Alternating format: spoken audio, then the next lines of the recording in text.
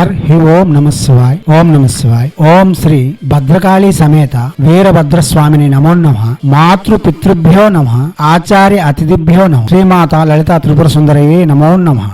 శివశక్తి స్వరూపులారా, మనం చతుషష్ఠి యోగినిలలో చతుర్దశ అనగా 46వ యోగిని మాతంగి కాంతా యువతి యోగిని గురించి చెప్పుకుంటున్నాం. ఈ యోగిని సాధన చేయడం వలన ప్రేమ విజయములు, మానసిక ఉల్లాసము, మనసులో కోరుకున్న వారి యొక్క సాన్నిహిత్యము పొందు మరియు ఆనందకరమైన అందమైన వచ్చస్సు, నిత్య యవ్వనము లభించగలవు. మాతంగి కాంతి యొక్క అనుగ్రహంతో ఆరోగ్యము మెరుగుపడుతుంది. సదా ఆనందంగా జీవనమును కొనసాగించగలం. దివ్యాత్మ స్వరూపులారా, ఈ మంత్రము కూడా విశేషంగా చేసి ఆరోగ్యము, ఆయుస్సు, అందమైన ముఖ వచ్చస్సు, ప్రేమలో విజయములు, జన ఆకర్షణ, సర్వత్రా విజయములు చేకూర్చుకోగలం. ఇప్పుడు మాతంగి కాంతా యువతి యోగిని మంత్రం చెప్పుకుందాం. ఈ యోగిని నిరంతర యువతి యోగిని అంటే కన్యా యోగిని, మనలను కూడా కన్యలుగా ఉంచగల యోగిని, మనలను కూడా యవ్వనంగా ఉంచే శక్తి. ఈమెను ప్రసన్నం చేసుకోవడం వలన లేక ఈమెగా స్త్రీమూర్తులు మారడం వలన ఎన్ని సంవత్సరాలు గడిచినా నిత్య యవ్వనులుగా ఉంటారు. గాని అటువంటి విద్యలు గురు సమక్షంలో చేయవలసి ఉంటుంది. మంత్రము ఓం ఐం హ్రీం శ్రీం శ్రీం మాతంగి కాంతా యువతి స్వాహ. మంత్రం మరోసారి ఓం ఐం హ్రీం శ్రీం శ్రీం మాతంగి కాంతా యువతి స్వాహ. మంత్రం మరోసారి ఓం ఐం హ్రీం శ్రీం శ్రీం మాతంగి కాంతా యువతి స్వాహ.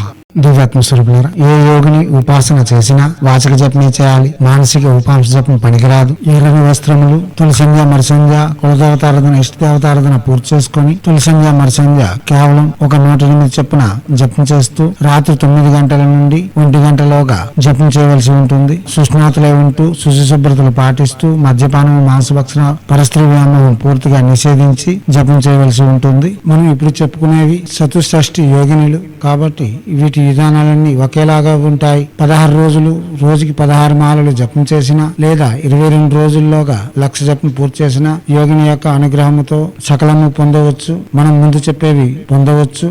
యోగినినే ప్రత్యక్షంగా జపం చేసుకోవాలంటే 16 లక్షల జపం చేయవలసి ఉంటుంది. గురు సమక్షంలో చేయవలసి ఉంటుంది. స్త్రీమూర్తి యోగినిగా మారే వెసులుబాట్లకు స్త్రీమూర్తి గురు సమక్షంలో నేర్చుకుని చేయడం వలన సాక్షాత్ దేవతగా మారే అవకాశాలు యోగిని సాధనలో ఎక్కువగా ఉన్నాయి. దివ్యాత్మ స్వరూపులారా, యోగినులు అంటేనే దేవతకు అతి సమీపంలో ఉండే పరివార దేవతలు. మనం యోగినిగా మారడం వలన దేవతకు అతి సమీపంగా ఉండే అవకాశం లభిస్తుంది. ఈ విద్యలు వేరుగా ఉంటాయి. మనం ముందుగా చెప్పే విధానాన్ని అనుసరించి చేయవలసి ఉంటుంది. దీక్షా కంకణ బదిలై భక్తి శ్రద్ధలతో చేయవలసి ఉంటుంది. మనం ఎంత నిష్ఠ నియమాలతో ఈ ఉపాసన చేయగలిగితే ప్రతిఫలితములు అంత సుస్పష్టంగా ఉంటాయి. గురువు వద్ద నుండి యంత్రములు తీసుకుని వచ్చి అష్టదిగ్బంధన చేస్తూ ఏదైనా ఒక దేవతను ఉపాసన పూర్తి చేసుకొని ఆ దేవతను పీఠ దేవతగా అమర్చుకొని ప్రతిరోజు ఆ దేవతని యథాశక్తి పూజిస్తూ యోగిని సాధనలు చేయవలసి ఉంటుంది. మీరు గురు సమక్షంలో మంత్రం తీసుకుని చేయడం వలన విశేషమైన ఫలితములు ఇవ్వగలవు. మీరు ఈ యోగిని సాధన చేయాలన్నా లేక యక్షిని సాధన చేయాలన్నా కవచములు, అష్టదిగ్బంధన యంత్రములు, ఆకర్షణ తిలకముల కొరకు మేము డిస్ప్లేలో చూపిస్తున్న నెంబర్లను సంప్రదించగలరు. ఆపదల నుండి లేక తక్షణ ఫలితం పొంది ఉపశమనం పొందేందుకు మంత్రంలో ప్రత్యక్షంగా కూడా జపం చేసుకోవచ్చు. దివ్యాత్మ స్వరూపులారా, అవగాహన పెంచుకునేందుకు ప్రసంగమైన విని అవగాహన పెంచుకొని జపములకు ఉపక్రమించండి. చేయండి. చేసి తగు ఫలితములను పొంది యోగుల యొక్క అనుగ్రహంతో సకల విధములైన శ్రేయస్సులు, ఆనందకరమైన జీవితము మరియు సాధనయందు ప్రేరేపణ పొందుతూ మనం ముందుకు సాగగలం. కాగా యోగిని విద్య అన్నది ప్రత్యేకించి ఉంటుంది. అది గురు సమక్షంలో స్త్రీలు చేయవలసిన విద్య.